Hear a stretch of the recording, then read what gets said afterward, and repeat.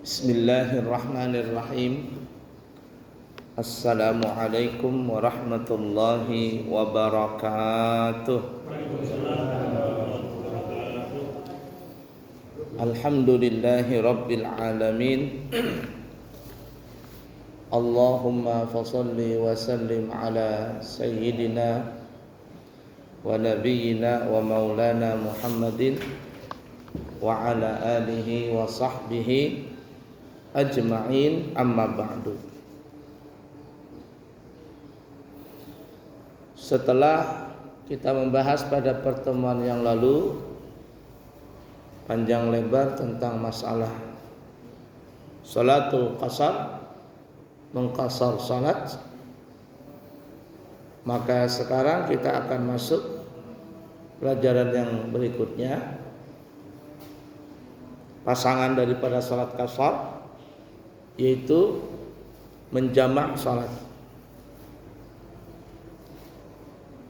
Menjamak salat ini maksudnya menggabungkan dua salat di dalam satu waktu.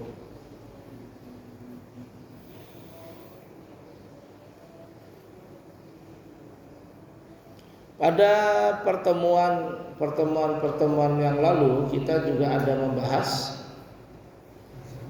kalau kita musafir, kita itu boleh memilih beberapa cara, boleh memilih salah satu cara salat fardu yang kita kerjakan pada saat musafir.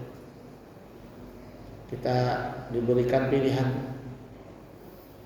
Yang pertama kita bahas pada pertemuan yang lalu bahwa kalau kita musafir, kita boleh tidak mengqasar, tidak menjamak.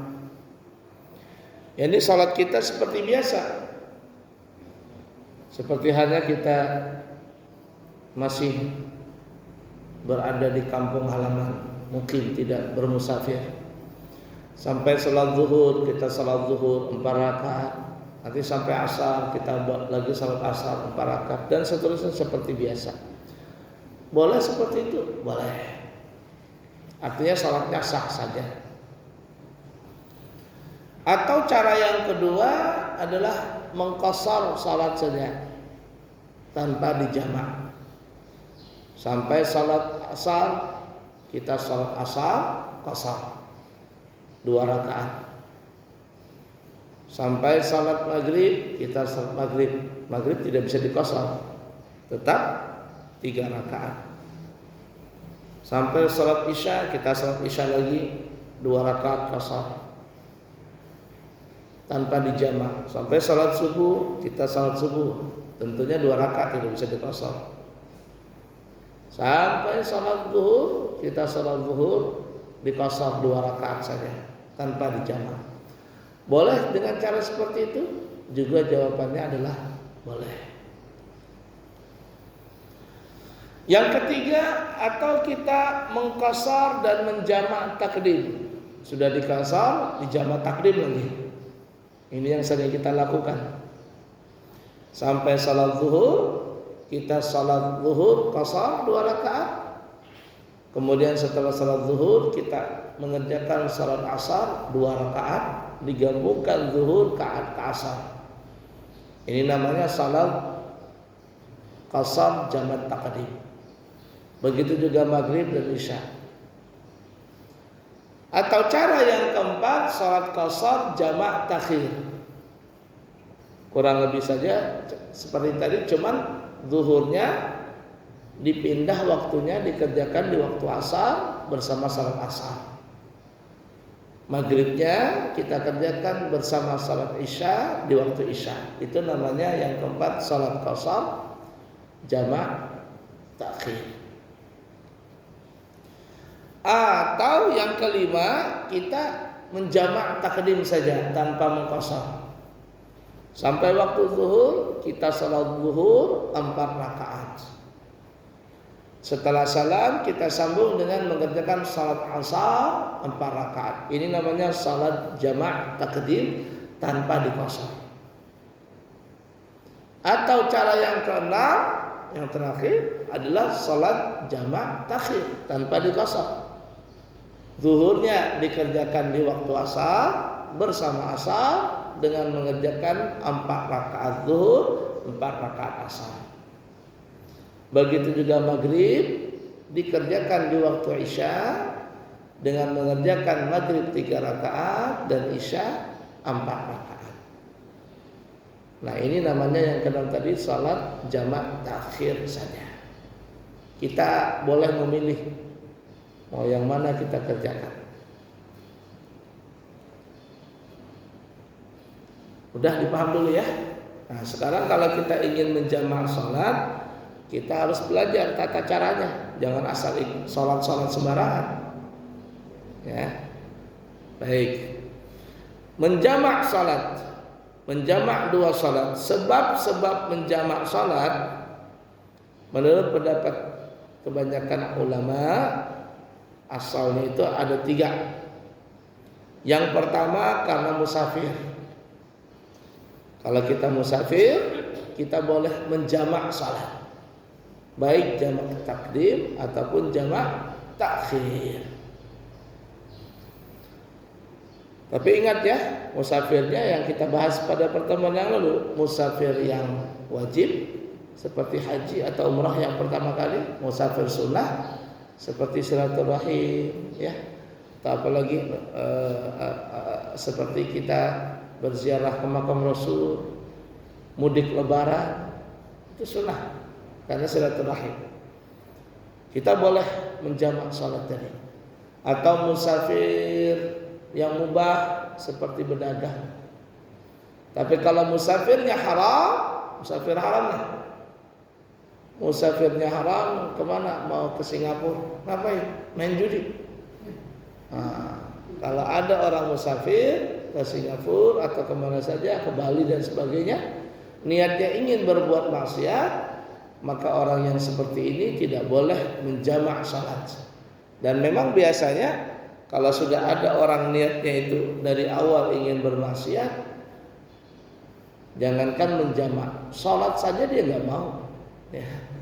Memang tidak mau salat orang yang seperti itu sama sekali. Baiklah ya.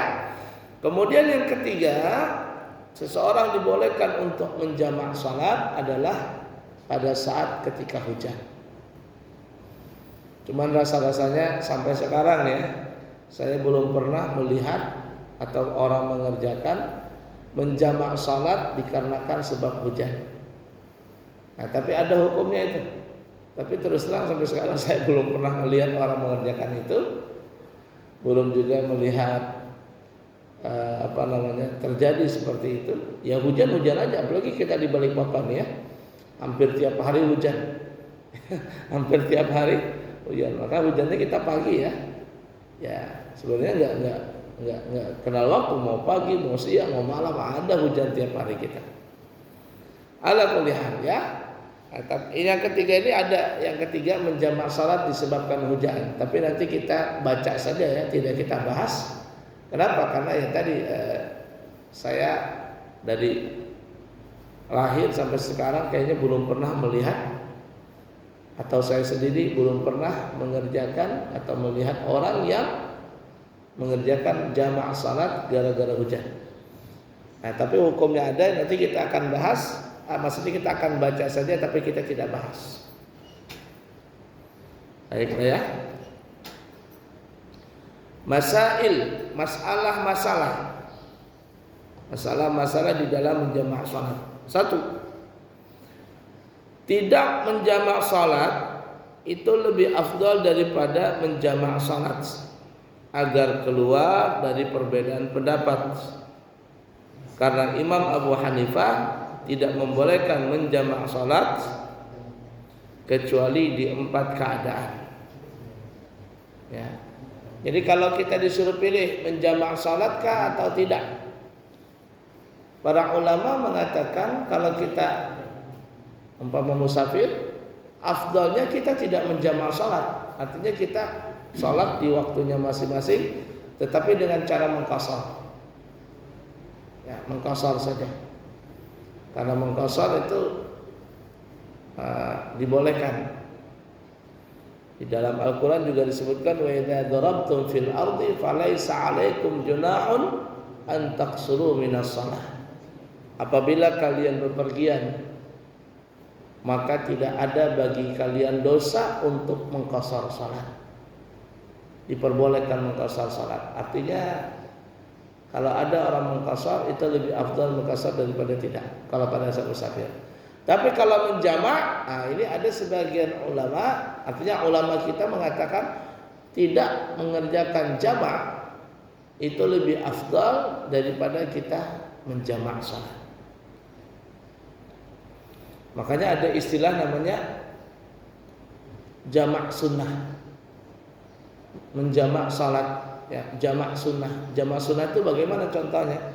Jamak sunnah itu adalah umpama kita mengerjakan salat pertama, yakni umpama salat zuhur di akhir waktu, dan kita mengerjakan salat asar di awal waktu.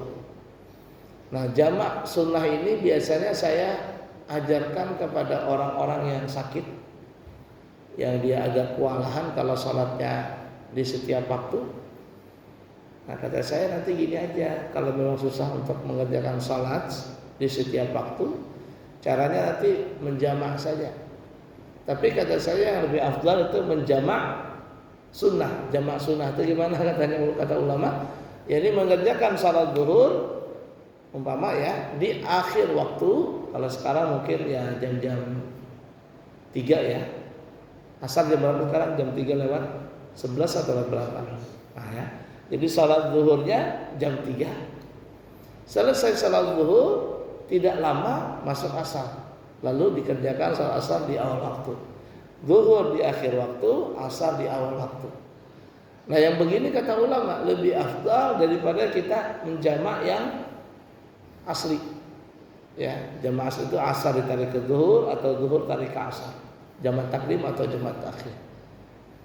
Nah lebih baik yang jamak sunnah tadi. Kenapa? Karena kita mengerjakan salat tadi tetap di waktunya masing-masing. Cuman yang satu di akhir waktu, yang satu di awal waktu. Itu lebih baik daripada jamak takhir atau jamak takdim tadi. Nah jadi kenapa menjamak salat? Karena pendapat Imam Hanifah, beliau tidak membolehkan menjamak salat itu. Ya, kecuali ada 4 masalah. Nah, kecuali ada 4 masalah keadaan, maka menjamak salat itu lebih afdal daripada tidak menjamak. Yang pertama, jamak takdim ketika wukuf di Arafah dan jamak takhir di Musdalifah ketika musim haji. Nah, kalau orang yang wukuf di Arafah pada saat musim haji, itu kan wukuf Arafah itu start wukufnya dimulai dari ba'da zuhur, maksud salat zuhur maksudnya di tanggal 9 Dzulhijjah itu dimulainya apa namanya itu wukuf di Arafah.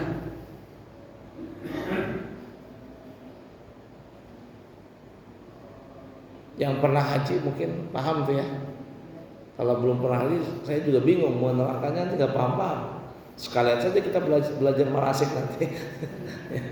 Ya, ala kulli seperti itu. Jadi masuk waktu startnya apa namanya itu wukuf di Arafah itu dimulai dari tanggal dari ba'da zuhur, yakni masuk salat zuhur di tanggal 9 Dzulhijjah. Itu startnya itu.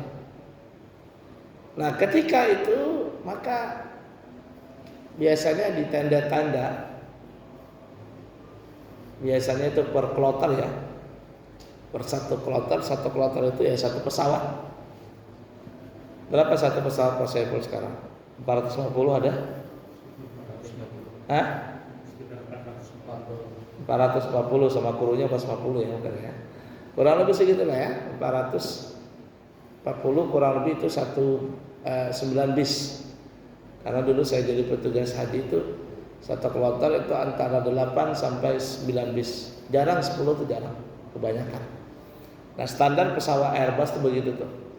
Tapi ada juga pesawat yang besar lagi yang sampai 2 tingkat pesawatnya itu yang bisa menampung sampai 600 atau 700 orang, itu luar biasa banyaknya.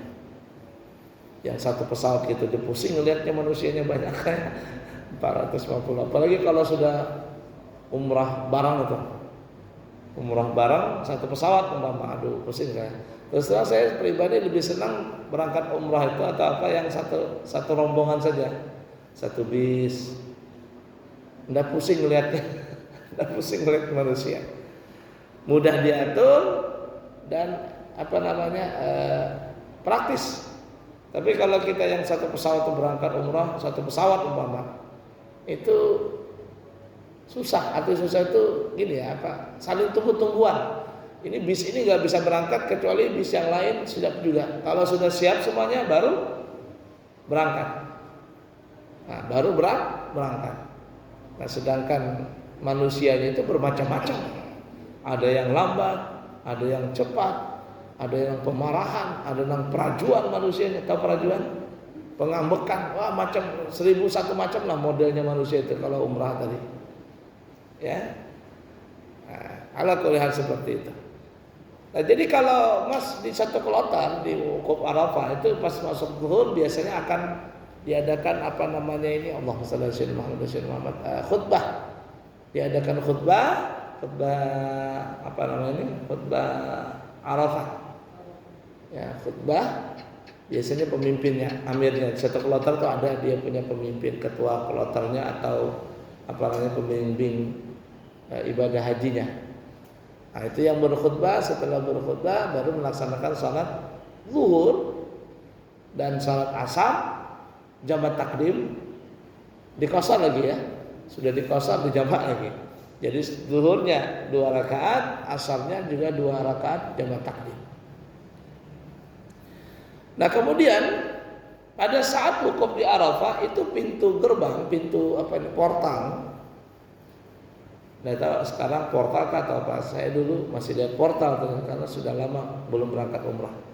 Insya Allah nanti tanggal 10 hari Senin saya berangkat insya Allah. Nah, saya berangkat umrah ke Turki dulu baru umrah.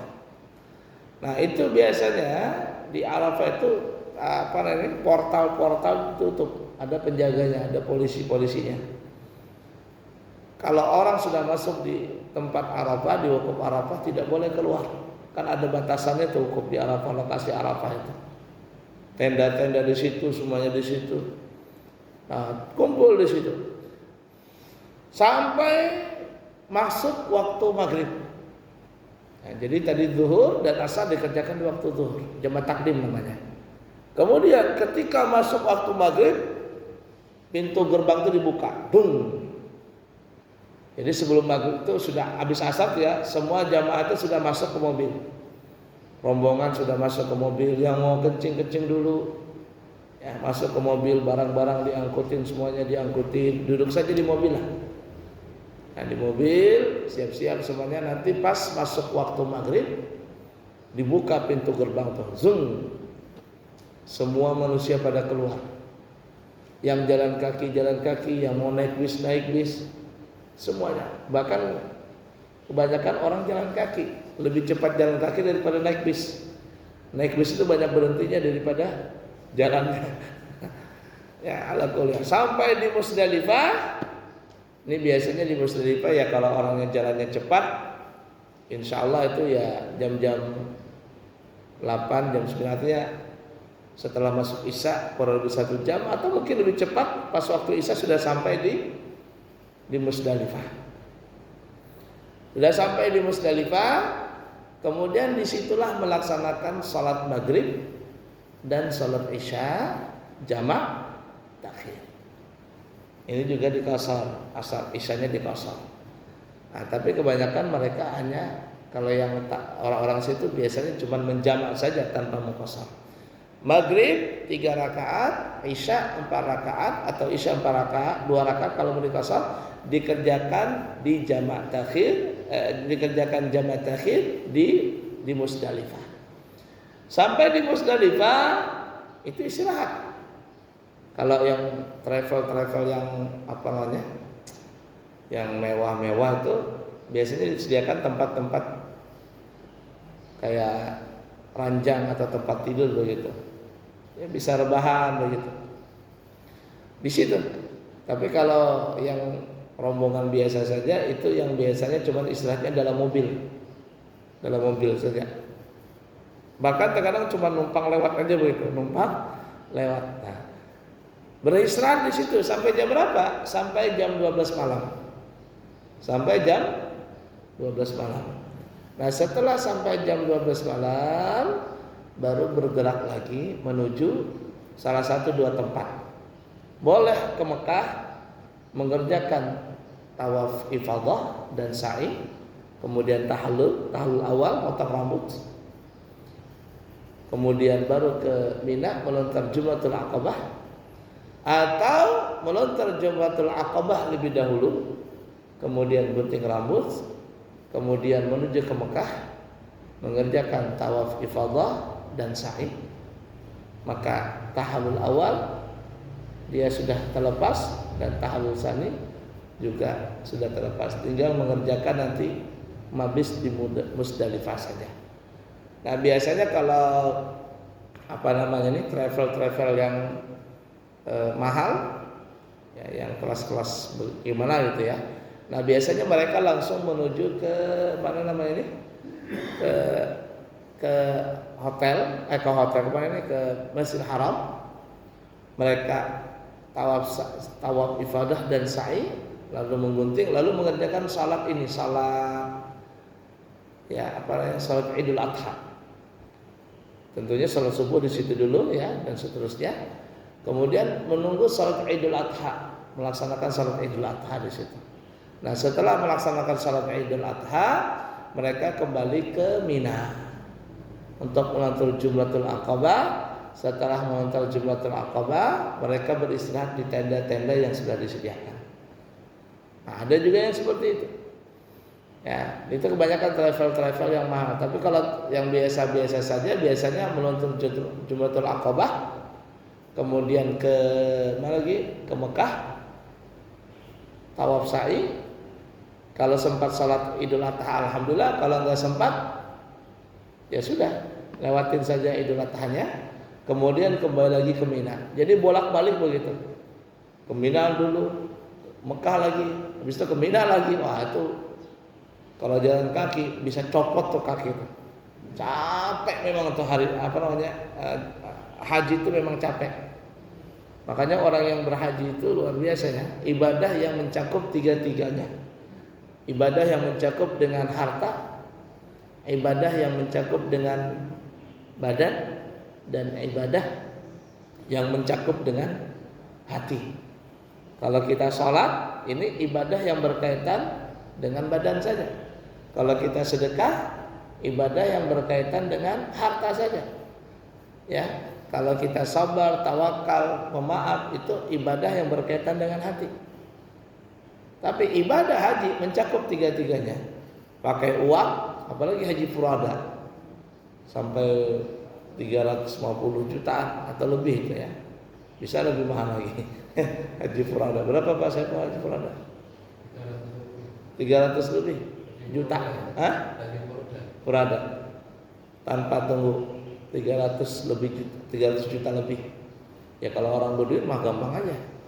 Kalau orang gak berduit, seumur hidup baru bisa ngumpul duit segitu. Ya, haji furada. Ya, ala kulli hal. Itu bukan haji plus ya, haji furada. Haji plus itu kan nunggu juga. Haji plus 100 juta berapa gitu, mungkin sekarang 150-an lebih ya. 100 juta lebih ya. Nah, itu pun nunggu juga haji plus tuh bisa sampai 5 tahunan. Sekarang 7 tahun. 7 tahun haji plus. Luar biasa. Itu kalau nggak naik, nanti pas mau berangkat ternyata naik lagi kata harganya. Ya, makanya orang yang punya duit haji furada itu ya.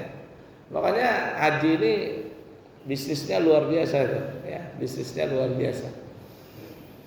Kalau haji biasa, kasihan lah. Ada saya daftar tuh di Kemenak Balikpapan 3 atau 4 tahun yang lalu atau 5 tahun yang lalu, lupa saya. Beberapa hari yang lalu saya datang ke Kemenak, ya, ke Kemenak, ada urusan di Kemenak. Kemudian saya datang ke Bimas Haji, saya tanya, Bu, saya ini ada daftar mungkin 3 atau 5 tahun yang lalu, saya lupa. Tolong saya lihatkan tahun berapa saya berangkat. Akhirnya dicari namanya siapa, namanya ini. Oh yes, ya. Cari, tidak lama keluar, mungkin 2 menitan keluar, dicek di komputer, dikasihkan tandanya, ini Bapak berangkat tahun ini. Kata saya, tahun berapa? 2072. 2072. Sekarang berapa tahun ya? 22 ya kan ya? 72 berarti berapa tuh? 50 tahun lebih ya. 50 tahun lebih.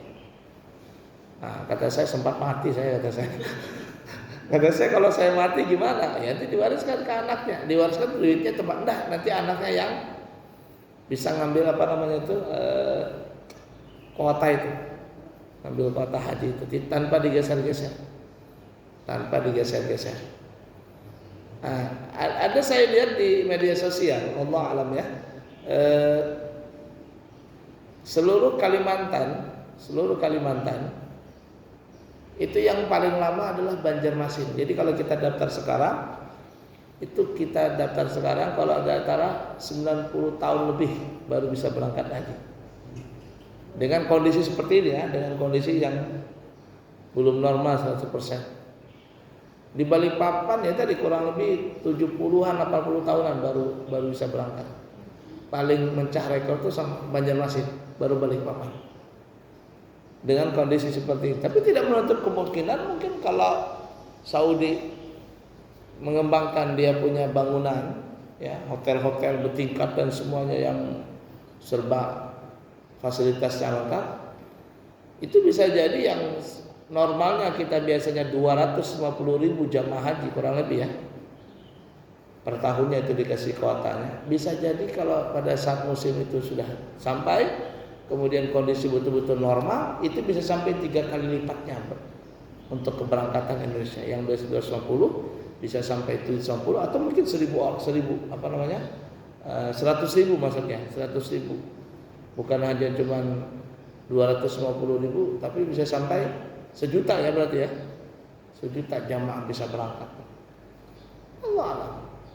Hanya Allah yang mengetahui dari itu ya. Ala kulihan. Nah jadi kata ulama, yang sunnah pertama kali menjamak salat itu adalah jamak takdim ketika wukuf di Arafah dan jamak takhir ketika mabis di Musdalifah. Kemudian yang kedua, menjamak salat itu lebih afdal daripada tidak menjamak, yaitu bagi orang yang ragu-ragu tentang dalil kebolehan menjamak salat. Ada saya tidak tahu tuh, saya tidak sependapat dengan orang jamak salat. Tidak ada dalilnya itu katanya. Tidak ada dalilnya umpamanya. Padahal ya kalau dalam Al-Quran tidak ada dalil jamak, yang ada cuma dalil qasar. Namun di hadis banyak tentang menjamak salat, terutama tentang jamak takdim di Arafah dan jamak takhir di Musdalifah. Nah, ada orang yang meragukan tentang kesahihan dalil tentang menjamak salat. Ketika dia ada tidak keyakinan dalil tentang menjamak salat, tapi dia melihat banyak orang menjamak salat, maka bagi dia lebih afdal menjamak daripada tidak. Ya. Yang ketiga, bagi orang yang ada dalam hatinya ketidaksenangan kepada menjamak salat. Ya. Umpama ada orang berkata, apa itu menjamak salat itu kayak orang pemalas katanya. Itu kan orang pemalas saja. Karena saya pernah mendapati orang seperti itu. Katanya dia, saya ini malas kalau menjamak salat, perasaan gimana begitu. Kalau menjamak salat atau mengqasar salat itu kayak orang pemalas begitu ya. Jadi ada orang-orang begitu saya pernah nemukan. Artinya dia ketika salat ya salatnya sempurna seperti ketika seseorang lagi mukim tidak bermusafir. Nah, kalau seandainya ada keraguan, dalam hatinya ada kebencian tentang menjamak salat, maka lawan itu. Artinya kerjakanlah jamak salat. Itu lebih afdal daripada dia tidak menjamak. Ya, sebab itu dalam itu orang-orang pemalas, ini orang pemalas jamak salat ini. Orang nggak boleh. umpama gitu ya. Jangan ada perkataan seperti itu, jangan ada perasaan seperti itu. Kalau ada perasaan seperti itu, ya sudah, dia jamak salat. Kenapa? Karena memang dibolehkan menjamak salat ini. Kemudian yang kelima, orang yang menjadi panutan. Ini sudah kita bahas juga pada pertemuan yang lalu. Menjadi panutan, seumpama dia seperti ketua regu atau ketua rombongan, apalagi ketua kholatan. Kita sebagai pimpinan itu jangan sampai kita mengerjakan sesuatu termasuk salat ini dengan kemauan kita. Jangan. Tapi kita melihat sikon. Nah, umpama jamaah ini ada yang sudah tua, ada yang capek dan sebagainya. Lalu kita paksakan, bapak-bapak, ibu-ibu, kita salat zuhur tidak menjamak. Jadi kita salat zuhur aja di sini 4 rakaat. Nanti kita berhenti lagi asar, kita salat asar lagi 4 rakaat. Padahal jamaah itu ada yang sudah tua, ada yang capek dan sebagainya. Kita paksakan jamaah tadi untuk menuruti kemauan kita sebagai pemimpin. Akhirnya apa? Jamaah tadi uring-uringan, malas dan sebagainya. Kenapa? Karena kita tidak bijaksana dalam masalah itu. Saya yakin seyakin-yakinnya kalau ada orang yang bermusafir dalam satu rombongan, itu hampir rata-rata semua jamaah itu kepingin jamak takdim, qashar jamak takdim. Pasti itu. Ya, saya rasakan begitu tuh. Nah, jadi jangan memaksakan kehendak kita sendiri. Kita lihat dulu. Kalau jamaah ya qashar jamak takdim, ayo Pak, kita qashar jamak takdim. Untuk apa? Menyenangkan orang-orang yang kita bawa ini.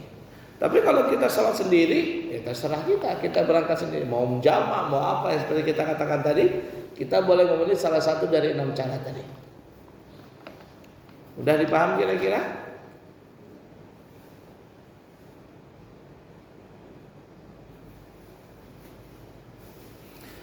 Masalah yang kedua, kalau kita berhenti di waktu pertama, maka sepakat jamak takdim lebih afdal. Ini kita musafir nih ya. Musafir umpama kita ke Bontang. Kita berangkat dari Balikpapan umpama jam 11. Berangkatlah kita. Diperkirakan kita ini sampai di Bontang umpama maghrib. Di dalam perjalanan Balikpapan Bontang itu 1 kali berhenti, umpama di Samarinda, dan Samarinda itu pas waktu zuhur. Sampailah kita di Samarinda waktu zuhur. Maka lebih afdal kita mengerjakan, sepakat di para ulama, kita mengerjakan salat zuhur, asar, jamak takdim di waktu zuhur.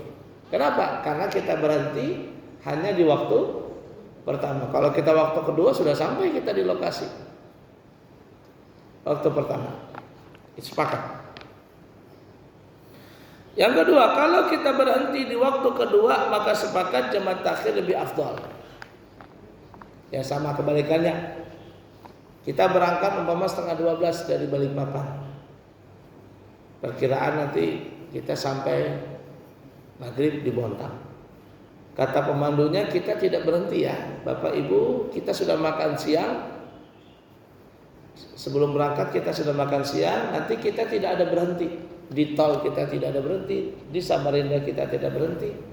Cuma nanti kita berhenti di dekat, ya mungkin 50 km sebelum sampai Bontang. Kita akan istirahat sebentar di situ untuk melaksanakan salat asar. Nah, kalau kita berhenti di waktu kedua, bukan berhenti di waktu pertama, maka sepakat para ulama juga lebih afdal kita melakukan jamak takhir. Bagaimana jamak takhir tata caranya? Nanti kita akan bahas di waktu yang akan datang. Udah dipaham kira-kira ya? Kemudian yang keempat, kalau kita berhenti di waktu pertama dan kedua, maka Imam Ibnu Hajar berpendapat jamak takdim lebih afdal agar melepaskan tanggungan salat di dirinya. Dan pendapatnya Imam Ramli berpendapat bahwa lebih afdal jamak takhir. Kenapa? Karena dalam masalah ini waktu kedua adalah waktu pertama. Waktu pertama juga waktu kedua, juga waktu pertama. Ini contoh ya, kalau kita ke mana namanya nih, ke Banjarmasin naik bis. Itu biasanya kita akan berhenti 2 kali. Selain di Peri ya, selain di Peri. Jadi kalau kita berangkat naik bis, yang saya tahu nih ya, saya sudah lama nggak naik bis ya, ke Banjarmasin. Jadi berangkat kita umpama jam 5, bis itu berangkat jam 5. Masuk Peri, kurang lebih nanti kita maghribnya itu di Peri. Ketika dikumandangkan azan kita sudah di tengah-tengah lautan.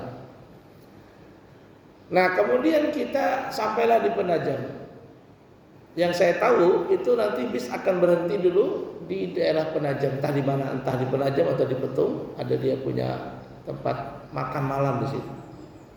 Berhenti di sana untuk melaksanakan makan malam. Ada kuponnya, ngambil masing-masing. Nah kita makan malam di situ. Ini kan berhenti di waktu pertama. Kemudian setelah makan dan seterusnya, yang mau sholat dan seterusnya, nanti bis itu akan jalan lagi. Akan berhenti di waktu kedua, itu biasanya antara jam 12 sampai jam 1 atau jam 2. Ya, tergantung berangkatnya bis dari Balikpapan jam berapa. Cuman biasanya akan berhenti tengah malam. Kalau tidak salah daerah mana? Daerah Butuk-Butuk atau daerah mana itu? Yang pernah ke Banjar naik bis. Berhenti lagi di situ. Di waktu kedua, kenapa berhenti? Supirnya mau istirahat atau mau ngopi-ngopi dulu, atau mungkin supirnya punya istri kedua di situ. Karena supirnya ada aja istrinya. Saya ada ikut travel begitu, kata saya, kenapa ini supir berhenti terus? Di Petung berhenti, di sini berhenti terus, kata saya. Sekalinya katanya, maaf lah katanya, supir ini banyak bini katanya. Bininya 3, oh pantasan ada saya, berhenti terus. Jadi sampai di sini memberi duit supirnya untuk bininya.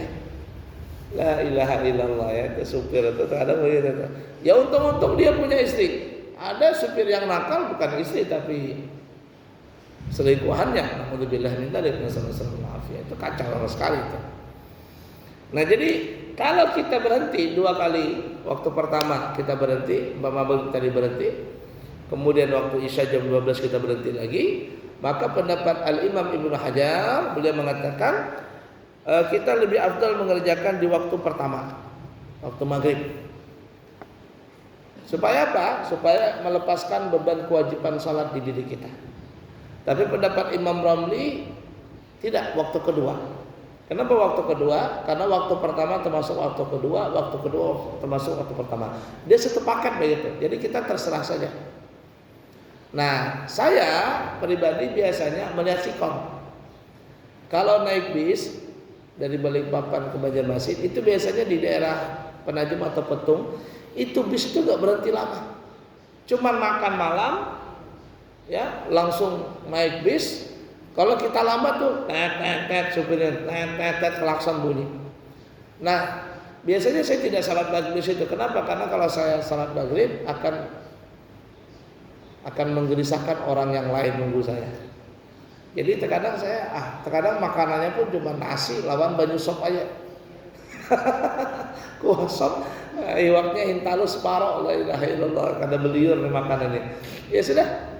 Nah, sudah, saya terkadang cuman seadanya mesti berangkat naik bis karena dikejar waktu ini bis mau cepat. Nah, biasanya di tengah malam baru bis itu akan berhenti lama. Disitulah biasanya saya melaksanakan sholat maghrib dan isya jamaah takhir. Nah, ta'ala kulli hal. Seperti itu. Baik, cukup dulu ya. Nanti kita sambung lagi. Ada pertanyaan silakan. Pertanyaan? Gerimis ya, atau mengantuk ya. Baik, cukup sekian. Insya Allah saya hari Isnin berangkat umrah. Ya. Insya Allah tolong doakan saya supaya bisa selamat sampai kembali ke tanah air dan mendapatkan umrah mabrur. Dan kami doakan juga kepada para jemaah bisa berangkat umrah atau haji dengan segera. Yang belum segera berangkat, yang sudah bisa berangkat lagi insya Allah. Baik, kemudian kami di pesantren ada membuat kalender tahun 2023.